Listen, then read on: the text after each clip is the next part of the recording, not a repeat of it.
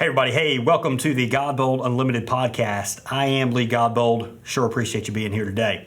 If this is your first episode that you've watched, I'd like to introduce myself. Again, I'm Lee Godbold. I've started 3 businesses that we're currently running right now. One is Junk Removal Authority. That is a marketing and consulting and training company for the junk removal industry. We've got Specialty Truck Bodies, where we actually build truck bodies for junk removal. And then we've got Junk Doctors, Junk Removal and Hauling. I've been running that business about 10 years, which is a junk removal and demolition company in the North Carolina area. All told, those businesses do about $5 million. What I like to say is, I've done a lot more than most and a lot less than many. And on those $5 million a year in revenue, we're trying to double that business next year to bring all 3 of those companies up to 10. So appreciate you being along on the journey with this podcast. I hope we're able to cover something you're able to learn from on your own journey. And I also hope that you're just going to be along the ride as we try and kind of work out issues that are going to allow us to grow in size and scale in size. So one thing I've learned much about business is business, and not only business, but many things in life are just simply about how well you do at them is largely based off of your attitude towards what you're working on, your mindset. So, for example, I was on a Facebook forum recently. Or actually, no, this wasn't a forum. This was an individual came to me, and he's one of our clients on the junk removal end of things. And he came to us and he was complaining about Home Advisor.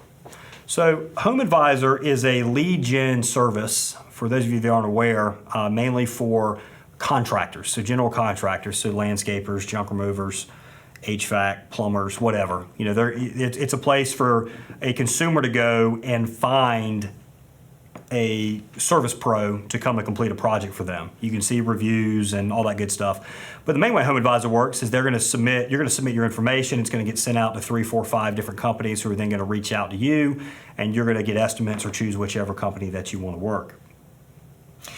Home Advisor, for the most part, has gotten a bad rap. So there's many people that have been successful with it, and there's probably 10 times as many that haven't. But what I've learned is a lot of that is mindset or the way they approach it, and that's what we're going to talk about today.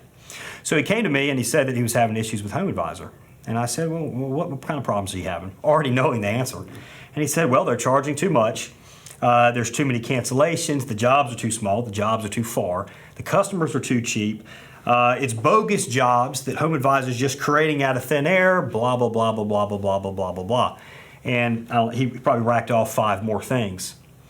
And after I heard that, I said, well, tell me, the experience that you've had yourself, or give me some examples of jobs that were too small or jobs that were far out of your area. And he actually struggled to come up with what I would consider to be concrete examples. So then I asked him, and I said, tell me, how long have you considered Home Advisor? He said, I've been thinking about doing it for like 8 months. I said, okay, and before you started it, why had you waited 8 months to start? And he said, well, I kept seeing stuff online about, the jobs were too small, they were too far, the customers canceled too often, the jobs were bogus, and he literally listed off pretty much the exact same things that he had initially just told me, which is the reason he didn't want to do it. So what that told me is he had a preconceived notion. So there's a story that I once heard about. It was a study, and unfortunately I cannot remember what university it was at. But this university, as part of their psych class, they did a study where they had a substitute teacher came in. I don't know how many students were in the class. There's maybe 50, and 25 of them got a report about kind of a breakdown on this professor, and 25 of them got a different breakdown on the same professor. 25 of them got a breakdown where this individual was extremely positive. He was helpful. He was very, very smart. He was giving. He was humble. It was talking about different things that made up those characteristics. And then the other 25 got a report that said he was a narcissist. He was selfish. He was an egomaniac. It just went through a lot of what many would consider to be negative traits. The professor taught his lesson. And at the very end, they sent out a survey to all the different the students, to find out what was their thought of this particular professor. Wouldn't you know it, even though they heard the same exact lesson, 25 of them thought he was warm and compassionate, 25 of them thought he was an asshole. The reason is is that they had a preconceived notion of what they were going to receive before they actually received it. And you can hear the same information and get the same results and see the same things, and based upon this mindset you've already got in your head is going to be based upon your opinion of what you just saw. It's very rare for an individual to actually have the ability to think independently and to kind of look at things with sort of like a clean slate. The problem is he lost on HomeAdvisor the very moment that he entered it with a preconceived notion that it wasn't going to work. His mind was almost just wanting to prove to him that he was right when he went into it. So what I told him, the other thing I kind of likened it to, and I probably made my point pretty straight on the professor end of things as well, but imagine a friend wanted you to set you up on a date. You were going to go on a date with this individual. You'd set up a time. You're going to go to dinner, movie, do whatever. And you didn't know much about her. And then all of a sudden, a couple hours before this date, you get information that this individual is a pig. He or she's sloppy, selfish, they're a loser, they're lazy, they're out of shape. Just go through all these negative connotations where this thing doesn't sound like a good time. You're not going to go on this date, are you? Yet, this individual with HomeAdvisor, he'd heard all this negative stuff, and he decided he was going to go into it, but he had a preconceived notion right from the start. He was setting himself up to fail. So when you're approaching something, you have to be able to give it a fair shake. You don't know if what you've heard is correct or not. You just don't know. If you've done some research and it looks like it's working for some people and it could potentially work for you, you've got to go in mindful of what you heard, but you have to sit that to the side and figure it out on your own. The other thing is with HomeAdvisor, or with anything in general, when you're going to try something out, you need to make it your life's mission to give it its best shot to make it successful. So let's use HomeAdvisor as an example. I asked him, I said, what are you doing? What's your process on HomeAdvisor? And he said, well, once the lead comes in, I'll give him a call as soon as I have a chance. I said, man, you're not making it a priority. It's secondary. You're not going to be successful with this because it's secondary to you. You got to get in there and you got to make it a priority to make it work. So for example, I was like, on HomeAdvisor, what you got to do is you got to call immediately. As soon as that lead comes in, you got to call immediately. And you better plan out a script.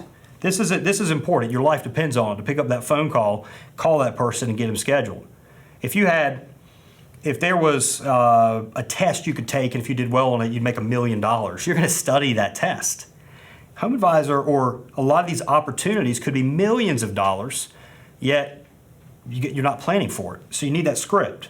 Are you following up? Again, your life depends on it. You're not just going to take no for an answer the first time. You're going to follow back up. Do you need my service now? 2 days later, do you need my service now? 3 days, do you need my service now? You're making it a priority. Are you following up after booking? We got this cancellation problem going on. Hey, what probably is happening is a competitor's calling and they're stealing them away. Why don't you schedule them? And then an hour later, maybe have somebody else call. If you're the one that was on the phone and scheduled them, have your wife call or somebody else that works in your company and say, hey, I'm glad to see you popped up on our calendar. We're looking forward to doing business with you. I want to see if you have any questions for us. It could be a text message as well. What you're really doing is you're cementing yourself and you're impressing them to where they don't want to cancel and go with somebody else because you've impressed them so much in that case. And then are you getting reviews? HomeAdvisor, in the case of HomeAdvisor, reviews help drive more traffic, more business, more people choose you because you have a great reputation. Predictably, his answer to these questions was no. He wasn't doing any of this because he wasn't treating it like his life depended on it. He had preconceived notions, and he wasn't simply making it a priority and wasn't giving it a fair shake. This lesson that we're going over, I've used this HomeAdvisor and I've used business as an example, but it can be applied to anything. If you're not a business owner, if you're working for a company and somebody comes to you with a new opportunity or something new to do or a new type of job, you don't know what you're necessarily missing out on by having a negative opinion of going into it. Attack it with enthusiasm. Find out if you're good at it. You're going to be surprised at how good you are at things that you never would have thought you'd been good at if you just have a positive attitude when you approach it. Your marriage. Listen, everybody, when you're married to somebody, there's going to be umpteen dozen things you're not happy about on that person. It's just the way it is. Focus on the good things, and then on your end of things, if you want to make it work, make it a priority and make it work on your end. You know there's stuff that you could be doing to improve your marriage. It's the same type of deal. If you go into things with preconceived notions, if you focus on the negatives of situations instead of the positives, and if you don't give things a fair shake and make it a priority, you're not going to do well with it. Appreciate everybody watching this podcast. Again, I'm Lee Godbold. This is Godbold Unlimited. Please subscribe if you like what you hear. Check us out on YouTube if you're not watching us on YouTube. If you are on YouTube, we'd love a thumbs up or a thumbs down, depending on what you liked or not. And always give us a comment. We'd love to cover a subject that you might want covered. Appreciate everybody. Thanks again.